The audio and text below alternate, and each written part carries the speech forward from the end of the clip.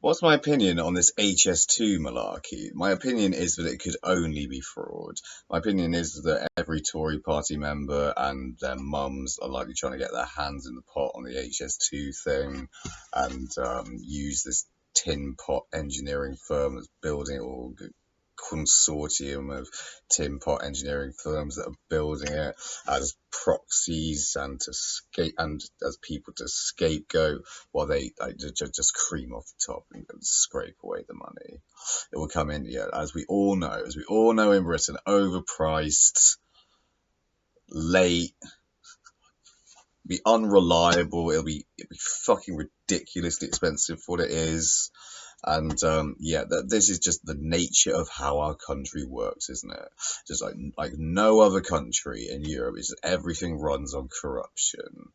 And I saw a price comparison of various different train journeys throughout Europe, and they compared London to Oxford, which is the most expensive one, obviously, on the list, with I guess like the country that probably has, well, certainly the fastest trains in Europe. I don't know, it has the best trains in Europe.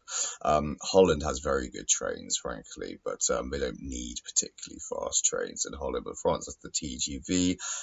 That's very yeah, costly to build. It's also quite costly to get a ticket on the TGV.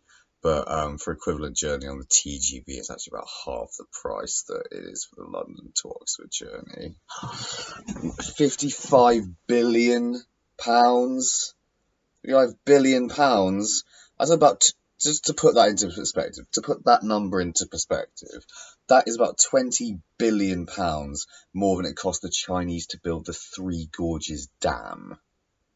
The Three Gorges Dam is one of the largest civil engineering projects that we've ever engaged in, if not the largest on Earth. Does the International Space Station, strictly speaking, count as civil engineering? I think it might do, since it's, well, yes, it's a space station, I guess, and it's like a sort of like a polar station or any other research station, I guess, falls within the remit, no, of civil engineering. The Japanese are proposing an extension to their Shinkansen bullet train system of high-speed rail, which will be 40% longer than HS2. This is a very good comparison, actually. It'll be 40% longer than HS2. 80% of the Japanese network will be underground, and it's projected to cost £10 billion less than HS2. So it's almost twice as long. Almost all of it's underground. And I've said this with the Large Hadron Collider comparison as well. They built the Large Hadron Collider, the LHC, this 32-kilometer all underground particle accelerator, 32-kilometer diameter, is it 37? I can't remember.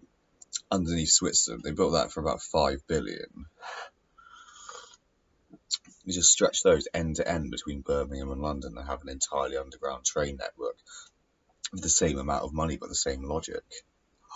And you know, the logic, like that sort of logic, it's consistent if you compare the costs of building the LHC with the Japanese train network, most of which is underground, or if you compare that with like building the French end of the Channel Tunnel. But in Britain, no, it's not like that, is it? It's always overpriced. It's always obscenely expensive. It's always over budget. Like, why can't we get wise to this? There's no other really logical explanation for like why here, as opposed to everywhere else on the fucking planet, stuff comes in on budget, on time, albeit expensive. Like the Japanese trains, they're not fucking cheap. But like here, like, but yeah, here, like per unit of railway, or like per unit cost to build, like the Japanese train network is still about half the price of HS2, or thereabouts. In fact, probably less than half price because of how underground most of it is. So we're getting charged double what the Japanese are getting charged for what they have is like far superior train networks. Likewise, the trains in France, they're not merely better than the trains here, they're far better than the trains here. The Dutch trains, they're not merely better, they're substantially better. They're far better than our trains. Their public transport is way better than what we have here. Why? Skimming, scamming off the top. A lot of money can go into transportation. A lot of money needn't come out of it. That's what's going on, unfortunately. They got their hands in the kitty. There's no other really logical explanation.